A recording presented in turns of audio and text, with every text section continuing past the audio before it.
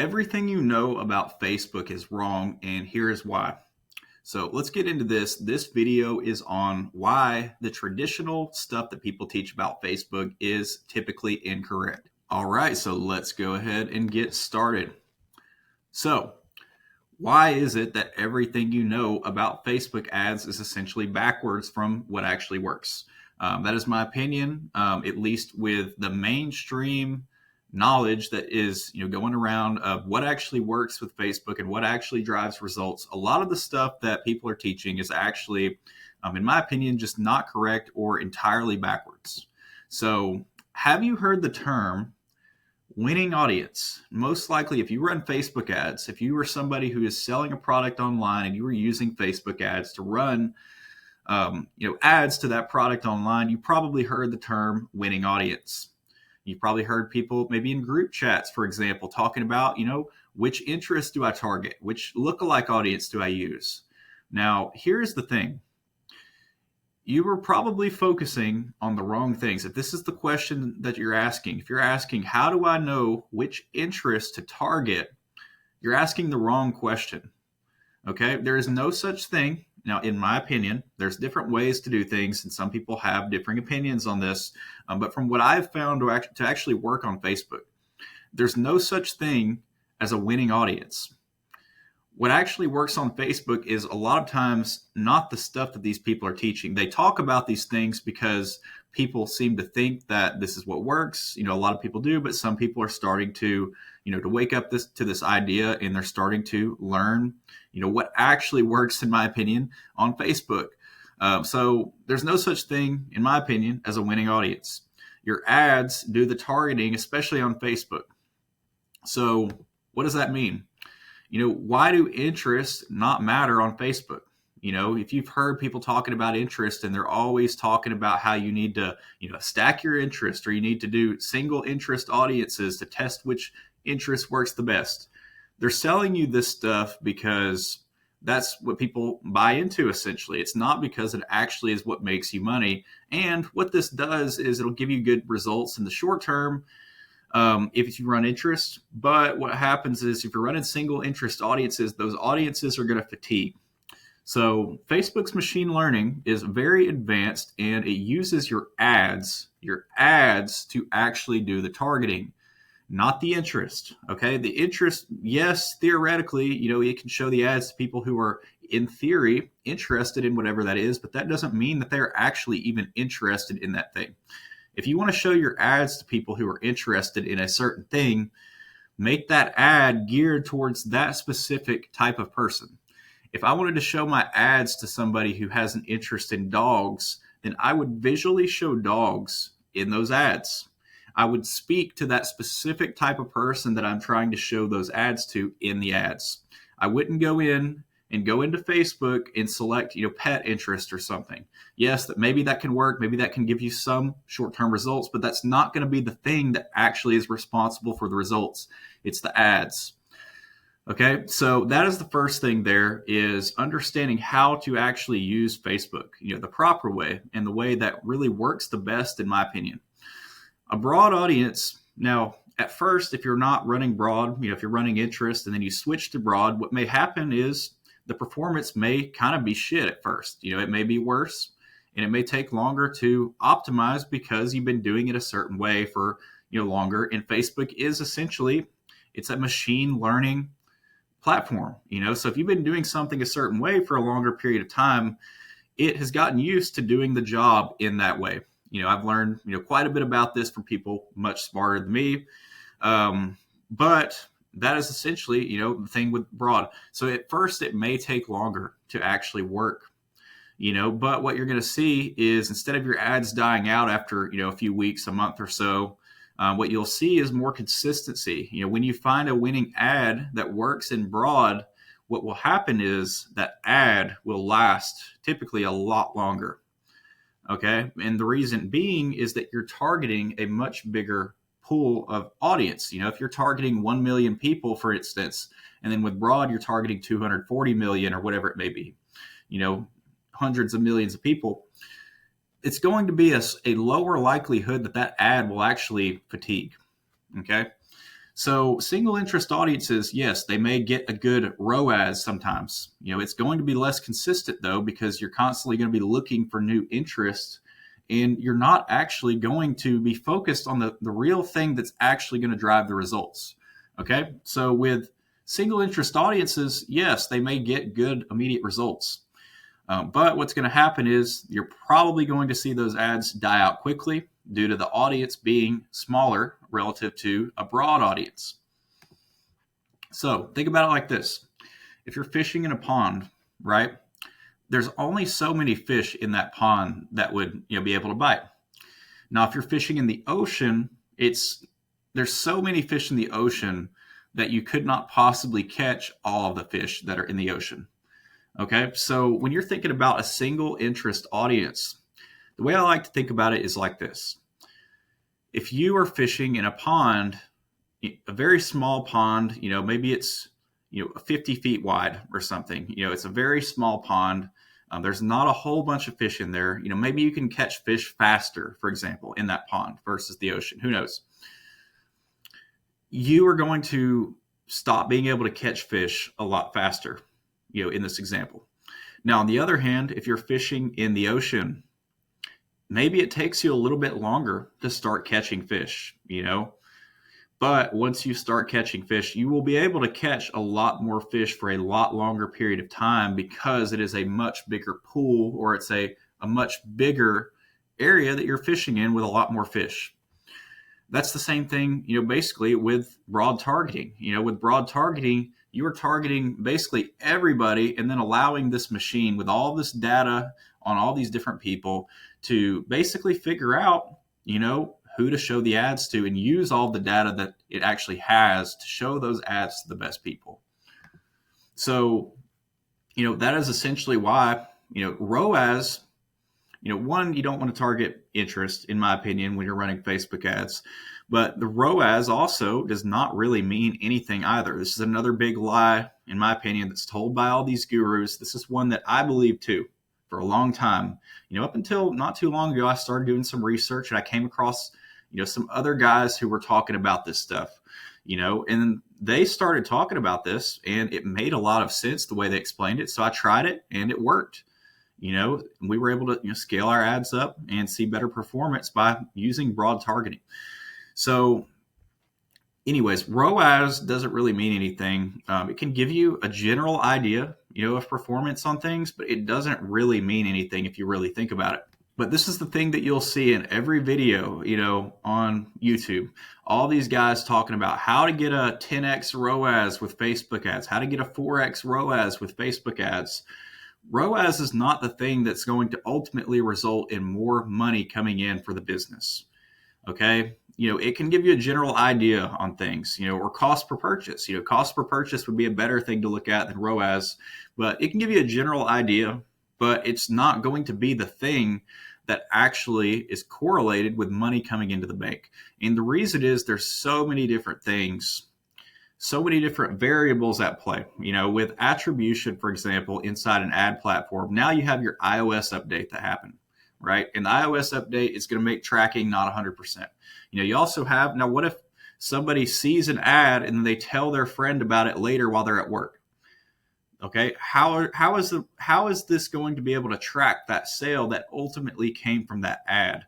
If somebody sees an ad, they think it's funny or they think it's interesting, or whatever, and then later they're going to work and they tell their buddy about it, or they see a family member and they tell a family member about it. How is that ad going to be able to track that sale?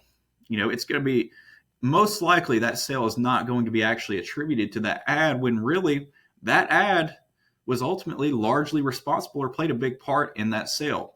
So that's why the attribution itself isn't going to ultimately be the thing that is responsible for driving results. You have to look at the metrics as a whole across the business. What is the actual net profit each day? Are you actually turning a profit each day? That's a pretty important question. And it's a lot harder, by the way, to do that, consistently month after month than a lot of these gurus make it out to be, by the way, because there's so many different factors that affect this. You run out of stock for a product, your profit margin is probably going to go down, right? There's all kinds of things that could happen. You could have a website issue. There's all kinds of stuff. If the product quality is having issues, where you're having product quality issues over time, you could start to see, lower margin. So there's all kinds of different variables at play that could affect the profit margin. One thing we had happen, I was running ads for this business that I run ads for. It's a brand. And, basically what happened is somehow somebody, I don't know who it was. I guess it could have been me, but somebody, I guess, who was shipping out these orders and printing out the labels for all these orders that are coming in. They went in and they changed the default box size. So the box size is normally just for one singular box, but they changed this default box size to one of these larger boxes to where anytime somebody comes in to order just one of these cups that they would be ordering, the price for the shipping is now like $4 higher than what it was before. And we're already on the higher end, for our pricing for this product in this specific niche. So when they came in and they did this, they changed this pricing or they changed the default box that was being shown to calculate the prices at checkout for the Shopify. Now all the customers that are coming in, we wondered what happened where our sales really dropped off, for several days, and we couldn't figure out what was going on until I caught this. Well, turns out somebody had gone in, whoever it was, and they'd selected a different default box. And guess what? As soon as we change this box back to the regular one, sales go back to normal. Everything goes back to just about how it was before. So there's all kinds of things. My point here is there's all kinds of different variables and stuff that can affect, what goes on, in terms of sales, on a day-to-day basis. And then, of course, you've got different buyer behavior, around different times of the year. There's people who may only want to buy things around Christmas time, when they're buying as a gift. There may be people who buy things, for people as like an anniversary gift or birthday present or whatever. So there's all kinds of different variables that, affect performance and stuff. And it is more complicated than, people make it out to be. So now, as for why the ROAS, really is not something that means anything, especially on Facebook. Now, maybe if you're talking about like Amazon, for example, that might be a little bit different. But if you're talking about Facebook, ROAS doesn't really mean much.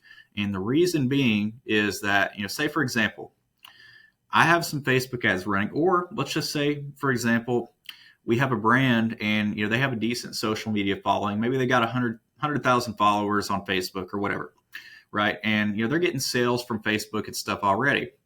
Now, we set up a retargeting campaign and, all these ads, they're not even really good ads. They're just like, hey, we saw you checking out our product or whatever. It's not actually doing anything to change buyer behavior or make somebody want to buy the product. They're literally just like reminding people about their product, right? And we set up this retargeting campaign, on a low budget or something. And, we see a 4x ROAS, but nothing else changes inside the business. The only difference is you're spending extra money to retarget these people, and your net profit and stuff actually goes down a little bit because now you're spending money to retarget people who already know about your brand and were already going to buy to begin with. That may give you a nice ROAS, but that doesn't mean you're actually going to be making more money from new customers. So that's why ultimately, I'm not too obsessed with the ROAS that shows inside the Facebook ad account.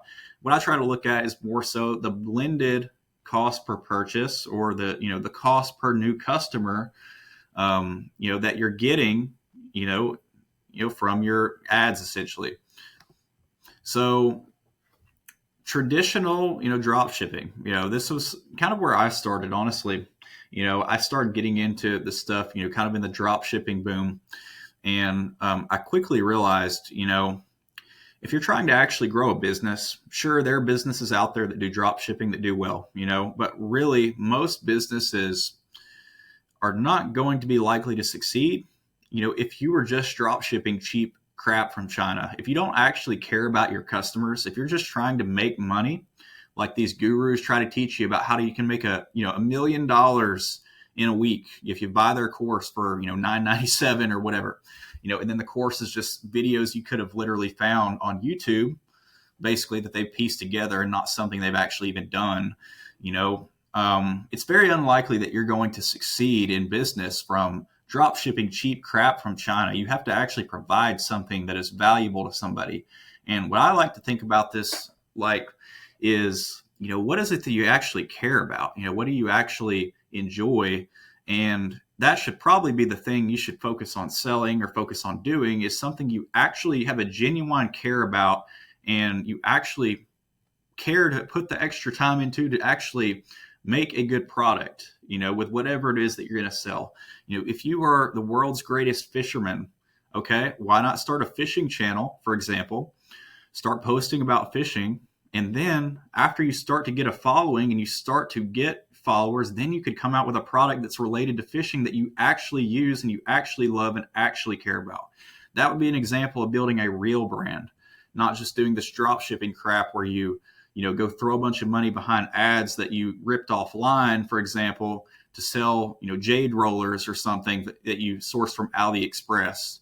That's not how you build an actual brand. You can learn skills in the process of doing that, like copywriting and stuff, but that's not how you build an actual brand that will succeed long term. So what actually drives results? If that's not what it is, what actually drives results in a business, and what should you actually be focused on if you're trying to grow a business? So, it comes down to a lot of things, and what I've learned is it's a lot more complicated than you would think. When I first started, I didn't realize how complicated a lot of this stuff is, but you've got your ads. So, the actual ads that you're running, if you're trying to make money running ads, believe it or not, that's going to be largely responsible for your results. Now, sure, there are people out here that run interest, for example, or they run lookalike audiences, for example, and they see good results with it, and that's great. I'm not saying it can't work for them. What I'm saying is your ads are going to be the thing that's ultimately mostly responsible for the results. Okay, so that's where you need to focus on, is learning about marketing and learning how to actually sell products through ads if you're going to invest in paid ads, and setting realistic expectations. I had a guy one time, I was running ads on Amazon for his brand. He had some shirts, for example. This is not knocking this guy, by the way, but he was selling these shirts for like $15 on Amazon FBA. If you know anything about Amazon FBA, you've got your fees, you've got, your shipping costs and stuff that go into this. So these shirts costed him like $7 to sell. So these were some nice shirts, I guess. But I tried to explain to this guy, I'm like, look, you're paying like $7 a unit for the shirts. You're selling them for like $15. And Amazon's going to take like $5, I believe it was, when we were looking at how much money they were taking for these shirts. It was like $4 or $5 or something for every shirt that he sells from doing Amazon FBA. So how do you think that you are going to run ads and make a profit in getting a $2 cost per purchase? Like, you're not going to make any money because you don't have any margin. You need to either lower your cost to make the product, or increase your cost, or increase the cost that you're charging, or the price that you're charging, by a lot. And he didn't want to do this, and he just kept running into the same issues, and we just eventually called it quits with this guy. But long story short, you can avoid that by focusing on the things inside your business. If you are trying to grow a business, you're not going to be able to get a $1 cost per purchase, for instance. It's going to be very unlikely, at least. I'm not going to say impossible. You're probably not going to get a $1 cost per purchase, for example, running your Amazon ads. It doesn't matter how good your product is. If your product costs $7 and you're selling it for $15, and you have to get a $1 cost per purchase to be profitable, that's just not realistic. You're not setting a realistic goal. So you have to understand what's actually a realistic goal whenever you're setting these goals, and be okay with that. But focus on your ads, especially on Facebook. This is going to be one of the big things that drives results, but also your product, your offer, your website. How can you make your website better? If your website is extremely confusing, you might have good ads, but if your website is really, really bad, your ads may not convert well. So you might need to, improve your website. And also the other stuff outside of that, like your branding, your social media presence, your customer service. Those are the types of things that also go into the business. It's not just you throw a bunch of ads up and make $1 million when your business is struggling already. That's what a lot of people want to do.